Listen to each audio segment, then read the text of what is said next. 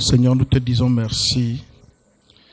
Merci pour chaque famille que tu as amenée ce soir. Merci pour chaque personne que tu as amenée ici ce soir, Père. Merci pour chacun d'entre nous, Daddy. Merci pour chacun d'entre nous que tu as amené dans ta maison ce soir. Père, pour te célébrer, pour te louer, pour écouter ta parole. Nous te disons merci, Père. Père, dispose les cœurs. Nous décrétons par le nom puissant de Jésus que les cœurs et que les pensées soient connectés à toi. Dans le nom de Jésus, je fais taire toute activité sorcellaire, tout ce qui ne te glorifie pas, Père. Que les pensées soient concentrées sur toi dans le nom de Jésus-Christ, Père.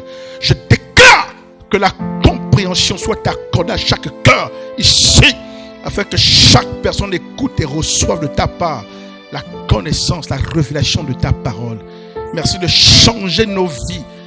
Merci d'entrer dans nos vies. Au nom de Jésus. Amen. Est-ce qu'on peut acclamer pour notre Seigneur? Assieds-toi dans sa présence.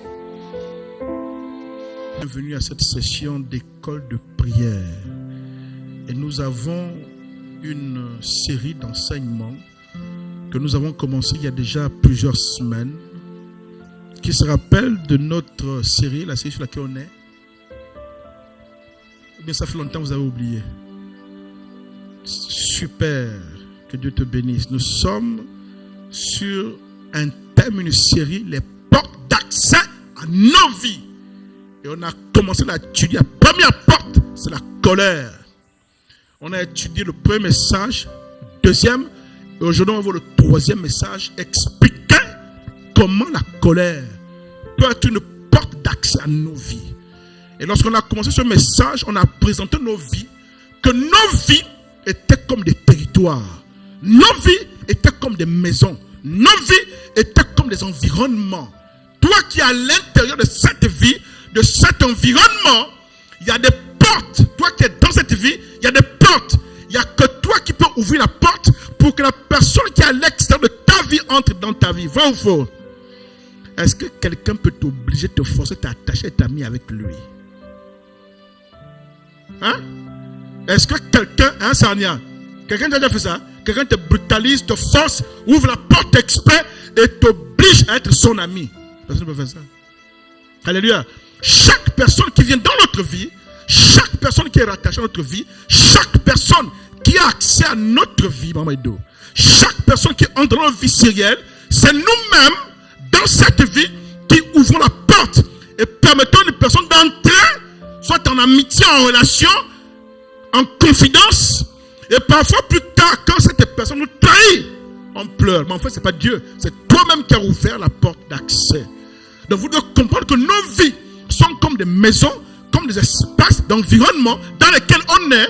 On peut ouvrir la porte pour donner accès à quelqu'un, comme on peut fermer la porte pour refuser l'accès à quelqu'un. Alléluia. Et dans cette série, nous sommes en train d'étudier qu'il y a certaines choses. Que Dieu nous aide. Dites certaines choses qui s'infiltrent à l'intérieur de nous. Des choses qu'on n'a pas appelées forcément, des choses qu'on ne désire pas, qui s'infiltrent. Et l'une des portes qu'on a entrées, c'est la colère. Dites la colère. La colère est donc une porte majeure, une porte principale, qui lorsqu'elle s'ouvre, d'autres choses à l'extérieur de ta vie profitent à rentrer dans ta vie. Après tu vas te plaindre parce que tu constates telle chose, tu constates telle chose, mais tu ne sais pas que c'est ta colère qui a ouvert la porte pour que les choses rentrent. Alléluia. On a notre texte de base dans Éphésiens chapitre 4, le verset 26 et le verset 27. Éphésiens chapitre 4, le verset 26 et le verset 27. Éphésiens chapitre 4, les versets 26 et 27. La Bible dit au verset 26. Si vous vous mettez en colère, ne péchez point. Que le soleil ne se couche pas sur votre colère. Le verset 27, la Bible dit, ne donnez pas accès au diable. On a déjà étudié le verset 26 pour montrer que lorsqu'on se met en colère, parce que la Bible, lorsque vous mettez en colère, le péché, point. Parce que la colère entraîne le péché, entraîne d'autres péchés. Alléluia. On a déjà étudié ça, vrai ou faux? Comment le péché, comment la colère donne l'accès, ouvre la porte à d'autres péchés. Mais on va étudier le verset 27 aujourd'hui et la Bible dit, et ne donnez pas accès au diable. Parce que les premières choses qu'on a étudiées, c'était des manifestations de la colère elle-même. Oh, qui se souvient des points qu'on a étudiés? Oui. Je vois le doigt de Cyrielle debout. On a dit quoi? Que la colère elle-même se manifestait en quoi? On a étudié la rancune. Dites la rancune. Parce que souvent quand tu es fâché contre quelqu'un, ça finit par la rancune. Vrai ou faux? On n'a pas la haine, on n'a pas l'animosité. L'animosité, c'est le fait de mal se comporter. Tu piaffes, tu réponds mal à la personne, tu réagis bizarrement. La colère. Et là, on va voir quelles sont les choses, Naomi, quand tu es en colère. La colère ouvre la porte et permet à quoi de rentrer? Première chose, la colère ouvre la porte à la vengeance.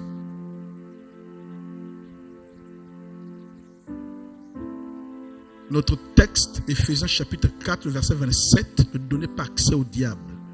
Parce que la colère donne accès au diable qui est à l'extérieur. Je vous ai raconté l'histoire d'une de mes filles qui vit en couple. Un mois avec son mari, ne s'entendait pas. Écoutez très bien. Ils ne se parlaient pas, ils étaient en colère. Et ils vivaient, dormaient dans la même maison. Et le mari va faire un rêve dans lequel il voit la porte du salon ouverte.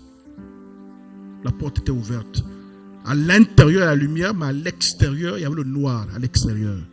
Et dans le rêve, il remarque qu'à l'extérieur, il y avait un félin, une panthère noire dans l'obscurité. Et la porte du salon était ouverte. Alors que sa femme et lui avaient dormi dans la colère, ils ne s'entendaient pas. Et pendant que la porte était ouverte, il remarque que le lion, le félin, la panthère, je pense, noire à l'extérieur, faisait que regarder la porte. Jusqu'à ce qu'à moi donné la panthère s'est levée et la panthère a commencé à s'approcher parce que la porte était ouverte. Souvent, quand on vous enseigne ces choses, vous pensez qu'en fait, on vous fatigue la vie. Parfois, quand on vous enseigne ces choses, vous pensez que c'est pour vous ennuyer. Ah, le passe nos gaz, ah, le passe nos fatigues, ah, le passe n'a qu'à changer de disque, n'a qu'à parler d'autre chose. Tu as fait 20 ans, tu es dans la foi. Quand tu regardes, tu es comme un bébé, comme un enfant. 50 ans dans la foi, tu es toujours comme un enfant. Parce que tu as cru que la foi, c'est un espace venir s'asseoir et compter les années. Or, c'est un espace venir s'asseoir pour entendre des choses qui te transforment de l'intérieur. Parfois, quand je regarde, c'est un caractère entre vous, vous ressemblez aux enfants. Parfois, je me demande, mais tu as accepté Dieu depuis quand, franchement? Tu as accepté Dieu depuis quand? Parce qu'il n'y a pas de transformation. Est-ce que vous savez que beaucoup d'entre nous, on peut assister à l'église, même moi qui prêche, Jésus vient, il enlève ceux qui sont qualifiés, le pasteur même qui a le micro peut rester. Le pasteur, ce n'est pas le titre qui te qualifie pour le ciel. Je vous dis la vérité, tu peux être pasteur, mourir par ton enfer.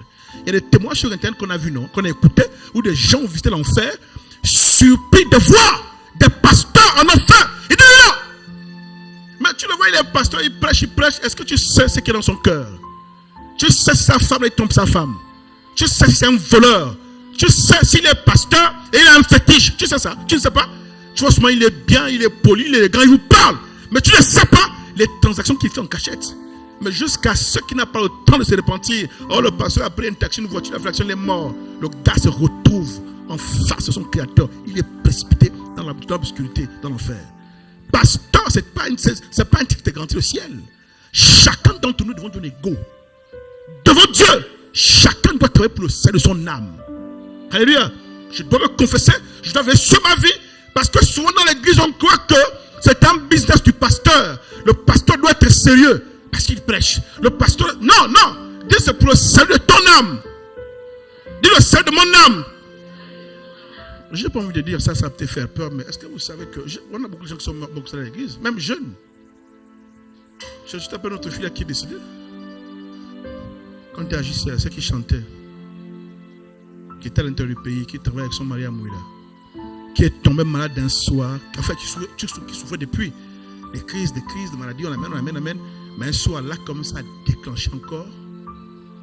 Elle était mariée, le mari l'a amenée, aller voir le pasteur regarde le cas. Il a démarré le véhicule, il était à Mouila, il avait le choix entre remonter sur Lombardie où il y avait de bons centres hospitaliers, ou bien aller à, comment on appelle ça, à Bongolo. Il a fait le choix de remonter sur Lombardie. La nuit. Et pendant qu'il roulait Naomi, c'est nous cabine, donc lui il était devant, il roulait, je crois que son assistant pasteur qu'il a été pris. Et derrière le monsieur avec la femme malade. Donc la femme était allongée derrière, je crois, sur sa cuisse. La voiture roule, donc le moulin jusqu'à Lambaréné, dans la nuit. Il roule. Le patient, il roulait vraiment. Il faut qu'on arrive à l'hôpital, on va sur cette jeune femme, cette jeune soeur. Et quand ils arrivent, ils approchent de Lambaréné. Elle a douleur, elle est allongée, tout ça. Et à un moment, son mari, oh my God, l'entend dire, oh, comme c'est beau. Quand elle dit, oh, comme c'est beau, le mari voit les lumières de Lambaréné. Dans la nuit, quand tu as eu les lumières. Donc la beauté là, le mari croit qu'elle parle des lumières de Lambaréné. Oh, il y a des gens qui sont partis, my God. Elle est déjà en train de voir l'au-delà. Et le mari lui dit, oui chérie, c'est Lambaréné, c'est beau. Elle tient le mari, elle dit, dis-leur que c'est très beau. C'est là qu'il réalise, dis-leur, dis qui.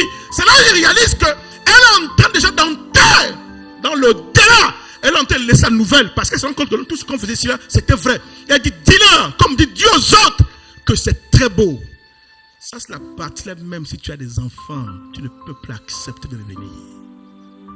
Les enfants que vous aimez, là, que vous chérissez là, je vous dis, quand vous voyez, oh my God, quand vous voyez l'au-delà, il n'y a rien sur terre. Je vous dis, écoutez, quand tu vois l'au-delà, il n'y a rien sur terre, mari, enfant, l'argent, qui peut te ramener. Rien. Je vous dis, il n'y a rien ici, il n'y a rien. Il n'y a rien. Elle était en train de faire la nuit à son mari. Et quand le mari constate, il panique, oh Michel, tu fais quoi? Elle est partie. Tu sais comment faire le corps à l'hôpital, essayer de regarder, mais elle est partie depuis. Dis-leur, et c'est l'expression qu'on a retenue, elle dit, dis-leur que c'est très beau. Dis-leur. Donc dis aux autres, rassure-leur, conforte leur foi, que ce confort ne perd pas du temps. Dis-leur que c'est très beau, le ciel est réel. Dis le ciel est réel. Dis le ciel est réel. Et de temps en temps, il faut qu'on nous donne des électrochocs comme ça pour nous réveiller. Parce que parfois on pense qu'en fait on se retrouve ici là juste pour faire plaisir au pasteur. On pense qu'on se retrouve ici pour faire plaisir à la femme du pasteur. On pense qu'on se retrouve ici parce que sinon, si je m'absente, on va me chercher. Si je m'absente, on va encore dire j'ai manqué. Alléluia. Il n'y a même plus la motivation de venir parce que je veux écouter quelque chose qui me connecte à ce Dieu. Quelque chose qui me rapproche. Parce que quand je fais 3-4 jours, je n'écoute pas. Je sens que ça commence à mourir. Il faut que je sois connecté en présence. Les gens trouvent anormal de venir à l'église en semaine. Non, en fait, en mercredi et vendredi, on doit être plein ici comme le dimanche. Parce qu'il n'y a personne ici qui peut nourrir son corps uniquement une fois par semaine. Il n'y a personne ici qui peut dire, bon, je mange dimanche. Donc là, on est mercredi, c'est que tu as mangé dimanche là, ici là, tu n'as plus mangé. Non. Nous, après avoir mangé, si tu arrives à la maison, tu dames encore. Dis, tu dames encore. Parce que la quantité que tu as pris, ce n'est pas ta quantité normale. Ce n'est pas ta vitesse de croisière. Alléluia. Tu as pris la petite quantité pour qu'on ne te juge pas. Dis pour qu'on ne te juge pas. Mais quand tu rentres à la maison, c'est pas un ningon. Quand tu rentres seul à la maison, tu dames la quantité qu'il faut. C'est pas ce qu'on a fait. Mais depuis dimanche, mercredi, on se retrouve, mais eux, ils ne sont pas là. Parce qu'ils croient, c'est la religion. Parce qu'ils croient qu'en fait, les mercredis, les vendredis, c'est pour ceux qui peuvent, ceux qui ont le temps, ceux qui machin. Non, dites non. Dites mon âme doit être nourrie. Le vendredi, le mercredi, le dimanche, Mon âme doit te nourrir tous les jours, même les jours où tu ne viens pas à l'église. Dans ta maison, Seigneur, tu pries, tu lis ta parole. Et chaque fois tu es en contact, et ça rafraîchit ta relation avec ton Seigneur. Alléluia. Dites ça aux autres. Ne viens pas qu'à l'église dimanche, après tu disparais, on te cherche. On te cherche. On te cherche. Et cette soeur-là, elle est morte, elle est partie comme ça. Le mari est resté. Elle est rentrée. Qui va accepter de revenir? Je me rappelle le témoignage du docteur Percy Collet qui est parti au ciel. Il a vu sa maman qui était morte des années, qui vit au ciel. Elle était chrétienne. Il a dansé avec sa main dans le ciel, tout ça. Et on lui dit à docteur Percy Collet, tu n'es pas encore mort. On t'a juste amené ici pour visiter, tu dois repartir. Et quand il doit repartir, il fait une blague à sa mère. Il dit, maman, tu repars avec moi? La mère dit, jamais! Jamais je ne repartirai dans ce temps de souffrance, plus jamais. C'est maintenant à vous de finir de venir vous trouver ici. Là. Je vous dis, vous pouvez avoir les enfants 10, 15, comment? Même le jour que tu... Je te dis, toi tu vois Jésus, tu rentres au ciel. Tu dis non, papa. Dans une autre famille, c'est le mari là-bas, il s'occupe des enfants, hein, veille sur eux. Je vous dis, regarde, vous n'avez pas dit qui? Moi, mes enfants. Tu vois là. Alléluia. Je vous dis, il n'y a personne qui voit Jésus. Il y a une dame blanche qui racontait l'histoire d'avoir rentré au ciel. Elle dit, il y avait quelque chose d'étrange. Elle dit, le sentiment qu'il habitait quand elle a accédé au ciel. Elle dit qu'elle était habitée par l'étrange sentiment d'être chez elle. C'est comme si tout le temps là, elle a vécu à l'étranger. Elle ne sait pas, quelqu'un ne lui parle pas, mais le sentiment d'être, mais parce que c'est là-bas tu viens. Le ciel, c'est ton origine. Oh, dites oh.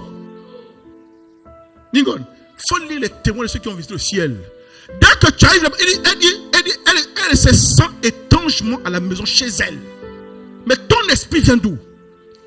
Dans Jérémie chapitre 1, verset 5, il dit, avant que tu ne sois dans le ventre de ta mère, je te connaissais. Tu n'avais pas encore l'occasion dans le ventre de ta mère. Tu n'as pas de corps, mais il te connaissait. Tu étais où? Le ciel, c'est ta patrie. Tu viens d'où? Non, tu viens où? Tu viens d'où? Alléluia. C'est pourquoi chaque personne qui vit le ciel a le sentiment qu'il se sent enfin à la maison. C'est là-bas notre vraie patrie. Ici, nous sommes des ambassadeurs envoyés en mission. Alléluia. Et on ne doit pas vivre déconnecté de la réalité. Non! On doit vivre en sachant qu'un jour on finira ici et on partira. Alléluia. Et c'est de là-bas qu'on vient, c'est là-bas qu'on repartira. Alléluia. On ne doit donc pas être embrouillé, oublier notre mission. Alléluia. Et c'est pourquoi on doit souvent se rencontrer comme ça pour se motiver, pour se booster. Pour dire, n'oublie pas. Quand tu vois un peu les 10 000, quand tu vois un peu les dollars, quand tu vois un peu le mien, quand tu vois le bidzi, tu oublies. Que ma patrie sur le ciel, tu oublies. La nourriture. Non. Tu manges un peu, mais quand tu fermes les yeux, tu oublies. Quand quelqu'un te fait du mal, tu dis non. Dans la patrie dont je suis originaire, là-bas on pardonne. On n'en veut pas. On ne garde pas rancune. Ça, c'est ce qui définit ma patrie. Alléluia. Et tu dois marcher chaque jour avec la connexion. Même si tu ne connais pas toute la Bible, la connexion, l'amour, Seigneur, je sais que tu existes, que tu es réel. Donne-moi la force d'être en relation avec toi. Le jour que tu viens, je ne reste pas, je pars avec toi. Alléluia. Et le jour que la mort me prend, tu m'amènes, je vais dans ma patrie céleste. Je repars d'où je viens. Alléluia. Mais par contre, la tristesse et la rancœur, j'en veux à Naomi. J'en veux à Angema. Il a cassé le pied. J'en veux à Nanou. Oh. Dites oh. Oh, voilà, même David a dit oh. Même David est étonné. Alléluia. Et on dit, nous venons de la patrie céleste là-haut. Et c'est pourquoi on doit sortir de la haine, sortir de la vengeance. La vengeance. Parce que quand tu es dans la colère ouvre la porte et il y a peine. Un autre élément, il appelle la vengeance. Dites la vengeance. Dites qu'il faut qu'ils comprennent qu'on ne joue pas avec moi. Qui est Ngema? Il faut qu'ils comprennent qu'on ne me fait pas ça. Il faut qu'ils comprennent que quand on me fait ça, il va regretter. Dites la vengeance. Donc chaque fois que tu laisses la colère te gagner, la colère autre chose. Donc, non seulement la colère, mais il y a une deuxième chose qui rend la vengeance. Tu as envie de sanctionner la personne. Est-ce que vous savez que la plupart, même parfois, quand vous entendez les morts, on a tué terror, ils ont empoisonné. Mon épouse ici, un frère comme ça, celui qu'on a empoisonné au lycée à Franceville, tu t'appelles? Un jeune brillant à l'école, mais il n'a rien fait de mal. Simple jalousie. Un autre lycéen l'a empoisonné. Ça peut être à cause d'une fille. Dis une fille. C'est à cause d'une fille parce que tu as une petite, le gars, il y a la fille, mais que la fille s'intéresse à lui, tu vas tuer l'autre. Vous êtes au niveau de terminal. Ou bien il est brillant, intelligent à l'école, tout ça. Tu vas amener de boire un coca. Et quand il se déplace, tu mets quelque chose dans la bouteille de coca. Ça, c'est la bassesse. C'est même un manque d'estime. C'est un niveau incroyable. Ça veut dire que toi-même, tu es en train de te définir comme un vaurien. Parce que quand la lumière que l'autre dégage te gêne, ça veut dire que tu n'as pas conscience de qui tu es. Et c'est pourquoi Dieu fait des espaces comme les églises pour qu'on vous envoie pour vous préparer.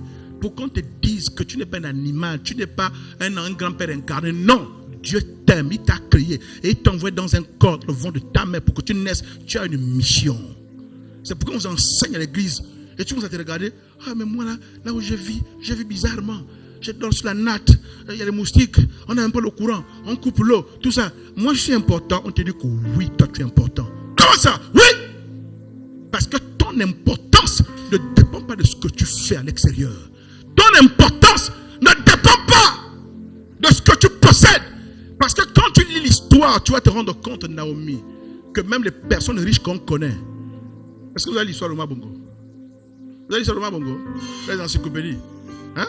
Même les paysans, les gens riches qu'on connaît, c'est les gens au départ qui ont commencé la souffrance, dans la galère. La plupart des personnes qui ont réussi, qui sont riches là, influents, lisez leur histoire, leur biographie. C'est des gens parfois orphelins de père, orphelins de mère, qui a souffert, qui a vécu dans la galère, mais qui s'est accompli. Pourquoi? Parce qu'il était venu sur terre pour faire ça. Là où tu vas, ça ne dépend pas de l'endroit où tu es né. Ton père peut être pauvre, ta mère pauvre. L'environnement où tu es né peut être pauvre. Ça ne définit pas où tu vas. Je veux que tu comprennes qu'en toi existe une destinée programmée par celui qui t'a envoyé sur terre pour accomplir cette chose. Et quand on vous amène à l'église, c'est d'abord pour ça, pour que tu comprennes qui tu es. Que tu viennes là-haut, ne te comporte pas comme ceux du bas ici. Alléluia. Mais tu as besoin d'assister, d'accompagner pour accomplir cette mission. Dites ma patrie céleste. Les citoyens là-bas, on ne fonctionne pas dans la vengeance. Ça t'apporte quoi? Alors maintenant tu as fait l'empoisonnement, tu l'as tué, il est mort, tu as pris sa place. Moi c'est qui me fatigue. Tu es jaloux. Oh, il a une belle voix. Oh, il a le succès. Oh, tu l'as tué. Maintenant que tu as tué, tu as pris tout son talent. Non. Tu es sur le même niveau. Donc tes vengeances, c'est là quoi? Après tu es mort de culpabilité. Tu n'as plus le sommeil, tu dors plus la nuit, tu fais les mauvais rêves. Mais tu ne peux pas à la personne. Tu ne peux t'ouvrir à personne, te confier à personne. Il y a quelques... Je crois que l'année dernière, j'ai suivi une histoire. L'année dernière, je suis passé. J'étais en train d'écouter les hommes de Dieu qui font les émissions sur radio là. Donc il y a un monsieur qui appelle. Et c'était un prophète qui faisait l'émission en ligne. Oui, appelez, Dieu va vous parler, tout ça, machin. Et il y a un homme qui appelle. Oui, allô, bonjour. Oui, bonjour, prophète. Bonjour, homme de Dieu. Oui, bonjour. Quel est ton problème? Ah, papa, je ne comprends pas. Les affaires que je fais, ça ne marche pas et tout ça. Quelle affaire exactement? J'ai un immeuble, j'ai un bâtiment. Mais pour que les clients viennent, les locataires arrivent, ils ne viennent pas. C'est compliqué. Le prophète s'est marié. Dites le prophète s'est marié. Il dit, tu veux que je te dise exactement le problème? Il dit, il faut dire. Il dit, oh. Tu veux que je te dise exactement le problème? Oui. Mais les gens qui sont courageux, j'ai l'impression que quand ils appellent le téléphone, c'est pour tester. Tu veux que je te dise le problème? Mais tu sais le problème. Le terrain sur lequel tu as bâti l'immeuble là, tu sais ce que tu as fait. Tu as tué une femme, tu as enterré là, sur ce terrain-là. Tu as tué une femme, tu as enterré. Tu as enterré sur le bas. Dès qu'elle s'est le gars a coupé la pelle. Il a senti qu'il avait affaire à quelqu'un qui voyait clair. Et c'est l'esprit de cette femme qui envoûte l'immeuble, qui fait fuir les clients. Parce que quand les gens louent là, ils entendent des bruits bizarres, tout ça, après ils fuient.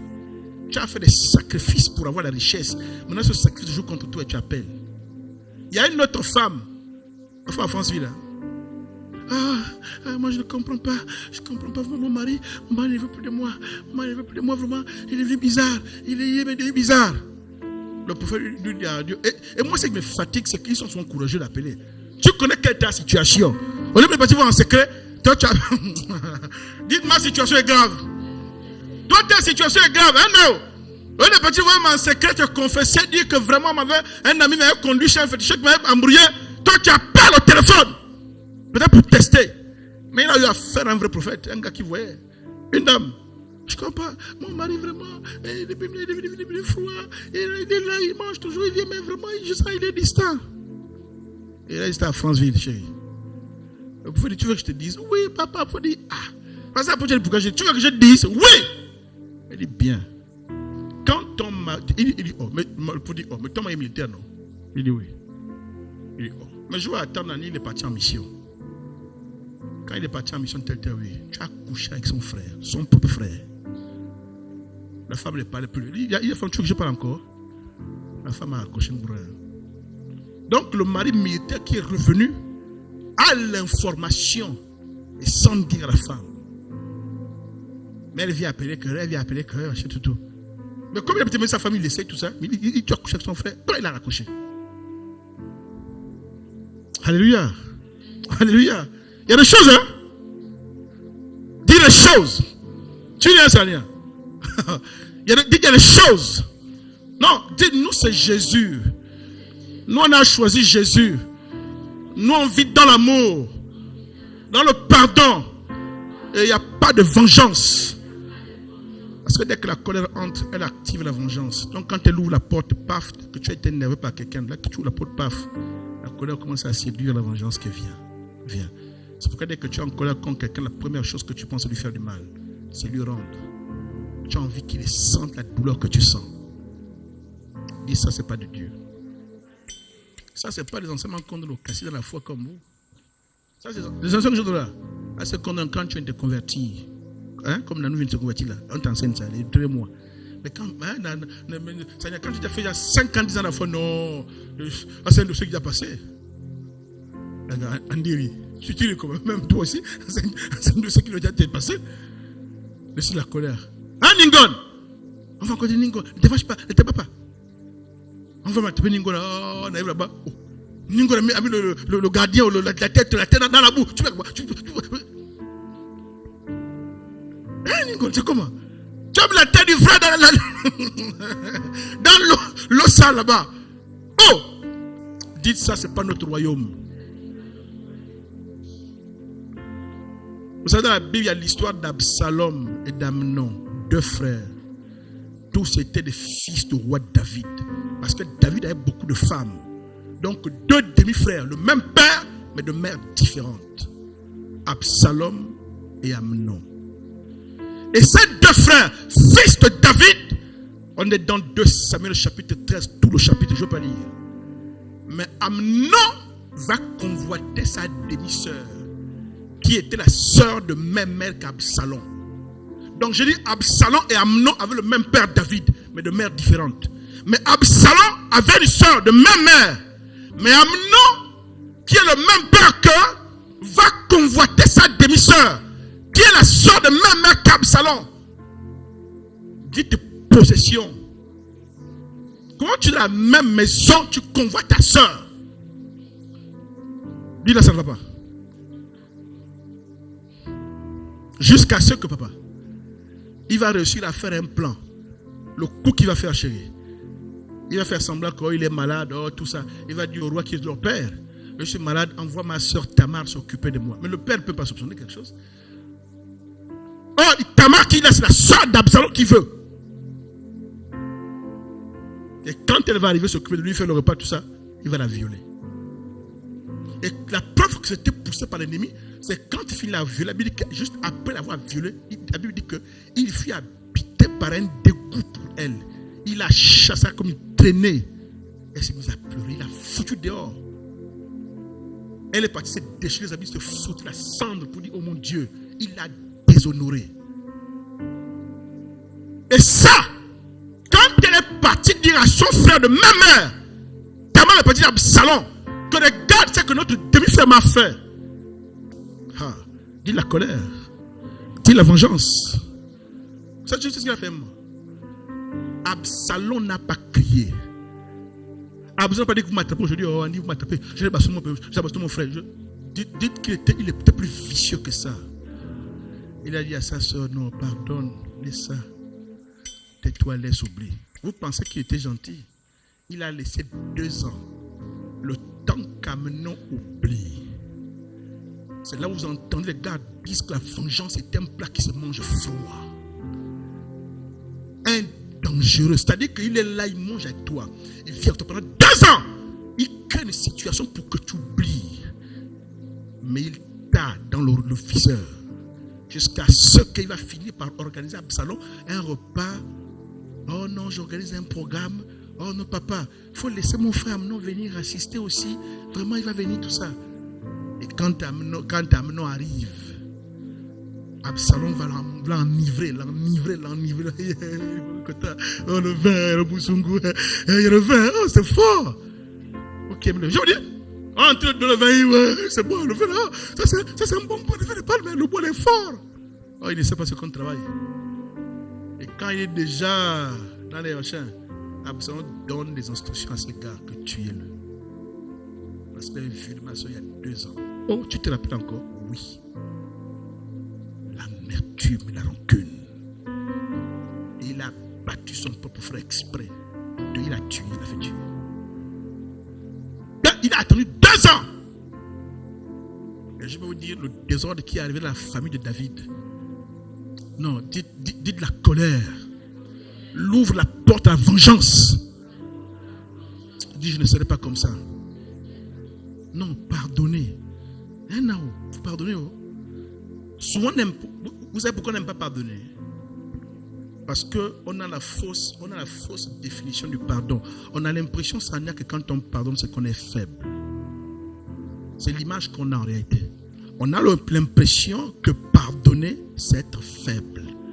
Et il faut montrer à l'autre que moi ne joue pas avec moi. Alléluia. Et quand tu surfes sur ce sentiment-là, tu vas détruire. Quand tu surfes sur ce sentiment-là, tu vas détruire les autres parce que tu as envie de montrer que tu es fort. Et c'est toi-même que tu es en train de détruire. Tu n'as pas besoin de cela. Moi, j'ai mon patron. J'ai eu un patron. Quand sa femme se fâche, hey, tape-moi. Si tu es un homme, tape-moi. Si tu es un homme, tape-moi. Alléluia. Mais ce patron-là, c'est un homme très intelligent. Il dit, mais oh,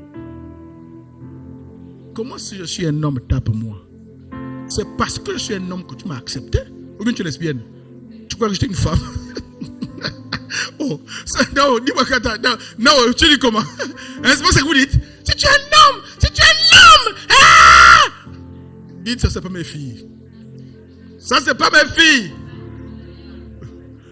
Ça c'est pas mes filles. Il y a une. Ça c'est pas mes filles. Ça c'est pas ma fille. Ça c'est pas ma fille. Si tu es un homme, tape-moi. Oh yo, tape-moi. Tu colles comme ça, il t'aime pas, il t'aime pousser, tu tombes. Aïe, c'est cool. Venez, comment c'est ça qui a dit que tu es un homme, tape. Il t'aime pas taper. Tu as de ce qu'on lui, les gars, il laisse pas lever le corps. Tu te mets sur le lit. Aïe, faut me tuer. Tu prends les enfants, tu prends. Oh.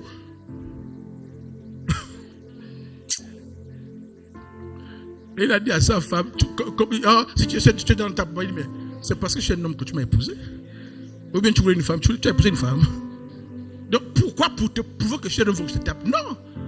Dites qu'il est très intelligent. Hein? Il ne rentre pas dans ces pièges-là. Et c'est un piège. Là on dit, c'est un piège. Dites, il faut rentrer dans ça. C'est un piège. Oh. Là, toi-même là-bas. Si tu es un homme. Donc tu vas pour que tu veux taper une femme. Ça c'est pour là tu peux que tu es un homme. Les enfants qu'elle porte là que tu as fait, si tu n'es pas assez homme. Le fait que tu l'as dragué, l'as accepté, tu n'es pas assez homme. Tout ce que tu n'es pas assez homme, c'est là pour que tu es un homme. Non. Dis qu'en ce moment, parfois quand elle parle, c'est pas elle qui parle. Je ne sais pas si je vais raconter le témoignage de la personne là. Bon, je vais dire une personne, je ne vais pas dire son nom. Il a une femme. Et quand ils sont mariés, Naomi, la femme était palabreuse. Elle aimait les bagarres. On est chrétien, c'est quoi cette femme-là? Voilà, sœur Goliath. On est chrétien. On se fâche, oui, mais dites les femmes courtes. Dites les femmes courtes. Oh.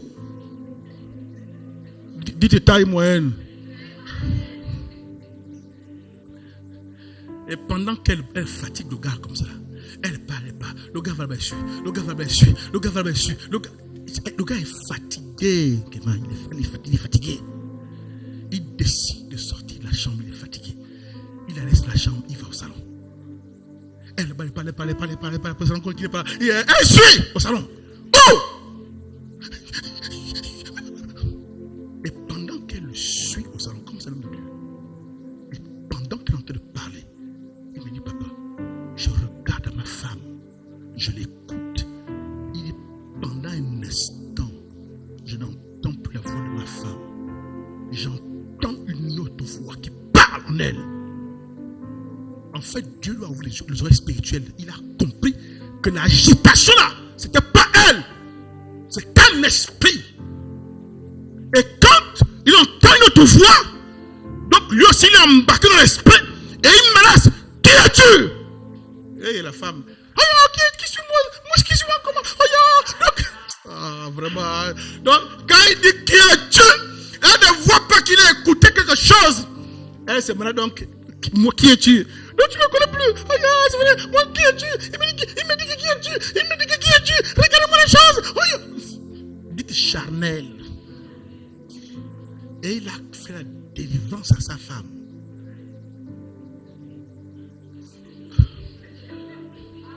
Alléluia. Andy, si ça chauffe, tu viens me voir, je te montre les techniques, les prières. Ouais. Paf. On fout dehors tous les esprits qui emmerdent là. Parfois, je vois sur les oppressions démoniaques. Et là, Dieu lui a ouvert les oreilles. Il entend quand sa femme parle. C'est plus la voix de sa femme. C'est une autre voix.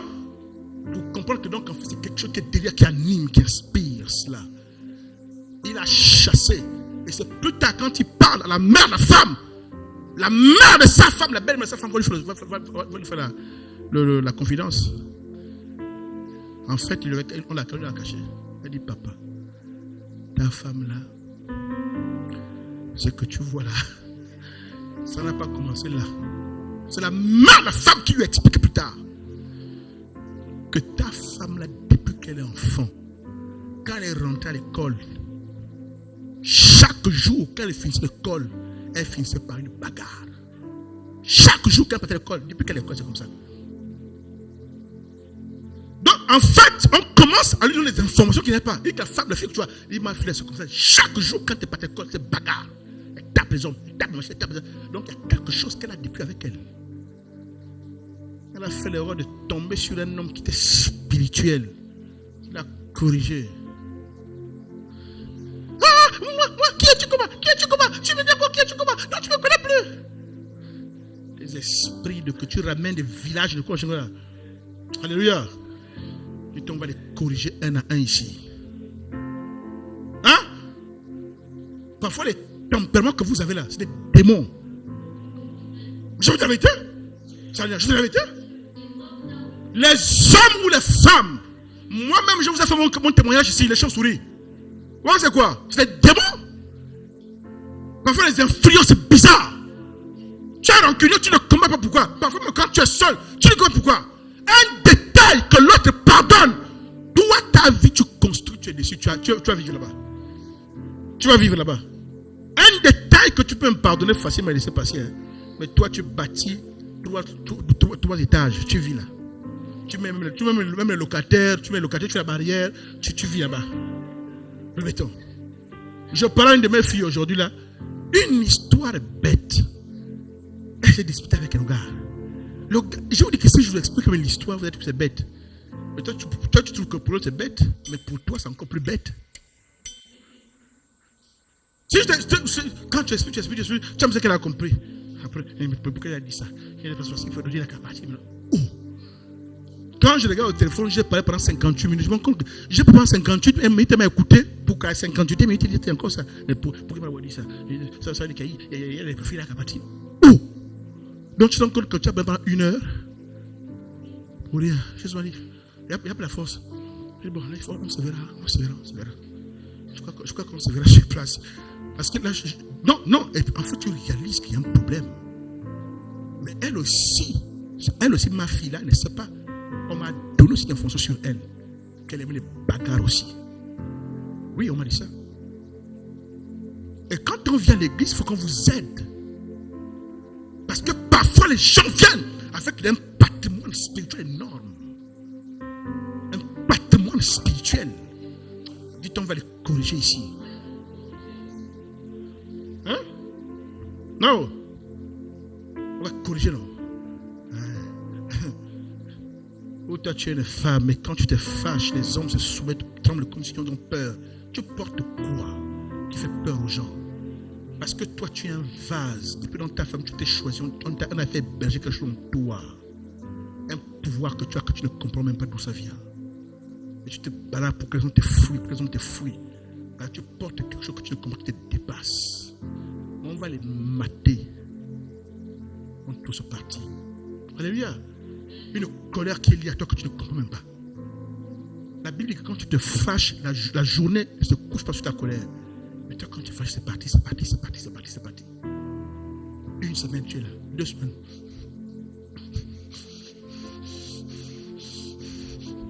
Tu respires comme quelqu'un qui a apporté un sac de farine. C'est comment? Dis ton pardonne. Tu as été frustré, mais il faut pardonner. Et que Dieu vous accorde cette grâce. Dès que la colère monte, tu te souviens. Tu dois coller la bouche t'interdit. Les gens calmes comme toi sont dangereux. Vous voyez les gens, dites les gentils. Je vous dis, oh non, le frère le plus calme de 10 Andy. Le frère le plus calme de 10 Andy. Dites le frère le plus sympa, c'est Junior. On vient, dites-moi on vient. Dis-le comme là. Dis-le comme là. C'est les eaux profondes. Et ça cache des choses. Et c'est pas de Dieu. Dites, c'est pas de Dieu. On doit mater ça. Moi, je prêchais l'évangile, j'étais homme de Dieu. Mais moi, quand ma femme m'a épousé, elle a souffert. Je vous dis, moi, je fais tout ce que je veux. Elle a souffert. Elle me regarde et sent que le regard n'est pas normal. Mais ce n'est pas une femme spirituelle. Elle jeûnait pour moi, je ne savais pas. Elle priait pour moi, je ne savais pas. Parce qu'elle sentait que la relation partait dans une direction. Peut-être que juste après qu'on se marie. Et c'est des trucs, quand vous avez les fiançailles, vous voyez, après ça, mais c'est quand vous vivez ensemble là. Aïe. Dites quand on vit ensemble. C'est pourquoi la Bible dit, notre combat n'est pas contre la chair et le sang. Un enfant de Dieu, quand tu vois quelque chose qui ne va pas, chien de tes proches, ne l'insulte pas, bon, le combat pas d'abord. Parfois, il est instrumentalisé par une autre force. Oh, nous, c'est quoi? Tu veux la bastonner la pauvre fille. Tu peux la bastonner, casser tous les dents. Après, tu veux le dentier. Il y a quelque chose, quand elle est seule, elle sait qu'il y a quelque chose qui est plus fort que moi, qui me dépasse. Il faut l'aider. Vous pensez qu'on vient à l'église pour faire le discours? Dites, on va les mater. Hein? On va les mater. Hein, Junior? On va les mater.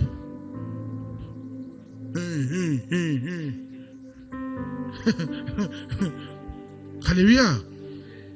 Dites, mon cœur doit être différent.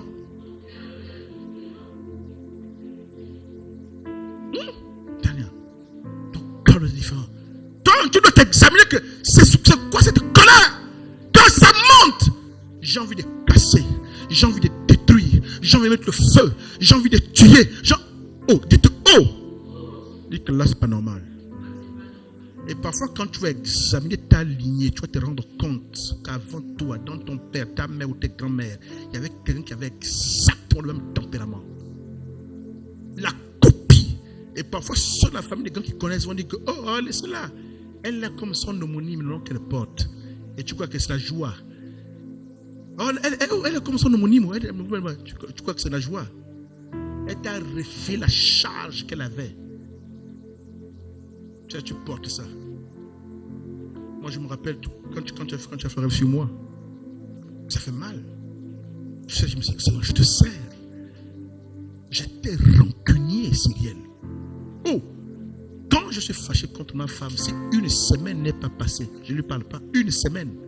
On vit dans la même maison 7 jours. 1, 2, 3, 4, 5, 6, 7 jours. Je ne lui parle pas. Et tu trouves que c'est normal. Et je dis que tu prêches les gens. Mais je ne savais pas. Je pensais que c'était mon trait de caractère.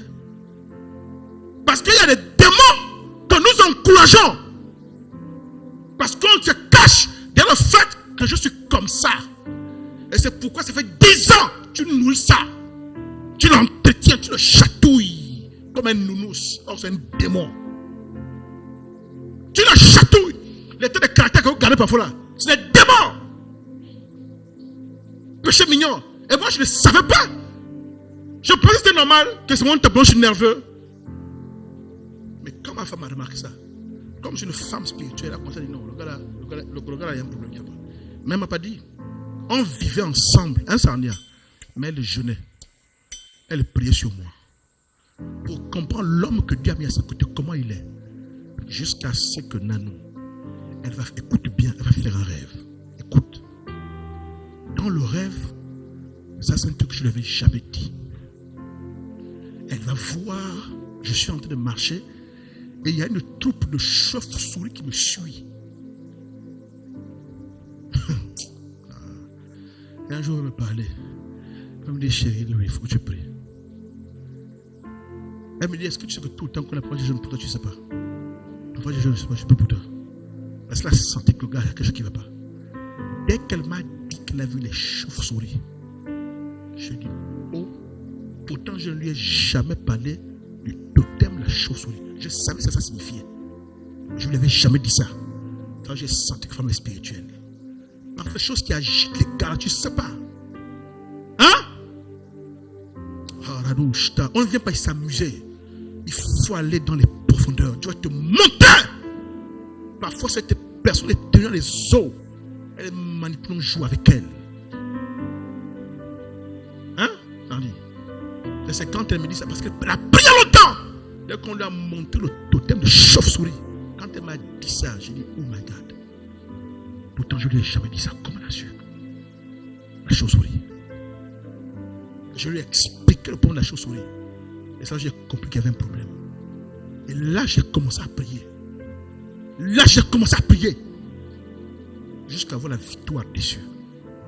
Alléluia. Refusez la colère dans votre vie. Parce que la colère va être la porte qui va s'ouvrir pour appeler d'autres choses, pour influencer votre vie. Mais ta vie, il n'y a que l'Esprit de Dieu qui peut influencer. Ne valide plus des choses bizarres en te disant, je suis comme ça. Ça, c'est la pire excuse que tu peux dire, je suis comme ça. Non! Tu n'es pas comme ça. Ce que tu es, c'est l'image de Christ. Dieu t'a créé à son image. Si tu veux découvrir qui tu es, lis la parole. Tu es docile, tu es aimant, tu es poli, tu es respectueux. Tout ce que tu es manifeste, c'est bizarre, c'est des influences, c'est démoniaque, c'est pas comme ça que tu es. Oh, il faut m'accepter, je suis comme ça, je parle comme ça. Faux. Tu as été déformé. Dieu ne t'a pas créé comme ça. Il n'y a aucun texte où Dieu dit quand il t'a créé bagarreuse. Faux. Là on dit, il n'y a pas un texte où Dieu fait une créature. Dieu qui est bon va te faire nerveux, nerveuse pour que tu fatigues le monde. Qui? Dieu dit comme ça. Jamais. Quand tu vois ça, hein, Cyriel, ne cache pas ça des explications. Je suis comme ça. Commence à traiter cela. Alléluia. Et prie ce soir, prie pour ce soir, prie ce soir. Lève ta tête. Oh Seigneur. Oh Seigneur. Seigneur, ce problème de colère est sérieux. Seigneur, ce problème de colère est très sérieux. Seigneur, ce problème de colère est vraiment sérieux. Je t'en supplie, papa. Je t'en supplie, papa. Aie pitié de moi. Cette colère qui ouvre la porte de la vengeance. Cette colère qui ouvre la porte de la vengeance. Ou lorsque quelqu'un me fait du mal, je ne sais pas pardonner. J'ai juste envie de lui rendre le mal qu'il m'a fait. Seigneur, pardonne-moi, Père. Parce que je ne sais pas me contenir. Je ne sais pas me maîtriser. Il y a une colère là, quand elle monte, je ne sais pas me contrôler, je ne sais pas me retenir. J'ai juste envie de tout casser, de tout renverser. J'ai envie de faire du mal aux gens, j'ai envie de rendre le mal qu'on me fait. Seigneur, ce n'est pas digne de toi. Je ne peux pas être né de toi, papa, et continuer à avoir un tempérament comme ça, papa. Certains d'entre nous ont grandi avec un tempérament comme ça, colérique, bagarreur, rancunier. On a du mal à pardonner, on ne sait pas comment pardonner aux autres. Mais s'il te plaît, change nos cœurs. Change nos cœurs, papa. Par la parole que j'écoute, Père. Apprends-moi à être patient. Apprends-moi à me maîtriser. Apprends-moi à me contrôler. Même quand la colère monte, que j'apprenne à fermer ma bouche, que je ne parle pas et que je ne dise pas des choses que je vais regretter après. Accorde-moi la grâce, papa, de sortir de ces sentiers battus, papa. Je refuse de reproduire la vie que ma mère, que mes tantes ont menée à cause de la colère. Je refuse de reproduire la vie de mon père, de ses frères, à cause de la colère. Je refuse de reproduire la vie des ancêtres, la vie des grands-parents, à cause de la colère. Je refuse de reproduire cela, papa. Au contraire, par la puissance de l'Esprit de Dieu qui vit en moi, je veux manifester l'amour et la patience. Accorde-moi la grâce, papa, de me maîtriser. Oh, d'apprendre à me taire même quand je suis en colère. Accorde-moi la grâce d'apprendre à fermer la bouche même quand je suis en colère. De ne pas proclamer les malédictions sur les autres, de ne pas dire les méchancetés. Apprends-moi, papa, à me taire. Et par le nom de Jésus-Christ de Nazareth, par le nom de Jésus-Christ de Nazareth, je menace tout esprit de colère. Cet esprit que tu as hérité par le sang, cet esprit qui a été transféré de ta mère vers toi, cet esprit qui a été transféré de ton père vers toi, cet esprit qui a été transféré de ta grand-mère vers toi, cet esprit qui a été transféré de ton grand-père vers toi, cet esprit de colère qui a été transféré vers toi parce que tu portes le même nom que la personne qui avait cette colère. Tu as été racheté par Jésus, oh my God, et l'Esprit de Christ vit en toi. Désormais, tu dois manifester les fruits de l'Esprit. Tu dois vivre les fruits de l'Esprit. Tu dois avoir l'amour, tu dois avoir la patience, tu dois avoir la capacité de te maîtriser. Même quand tu te fâches, tu dois avoir la capacité de pardonner, de revenir et de sortir de la rancœur, de sortir des vilaines décisions, de sortir de la vengeance. Merci parce que tu bénis tes enfants. Au nom de Jésus. Amen. Est-ce qu'on peut acclamer Jésus?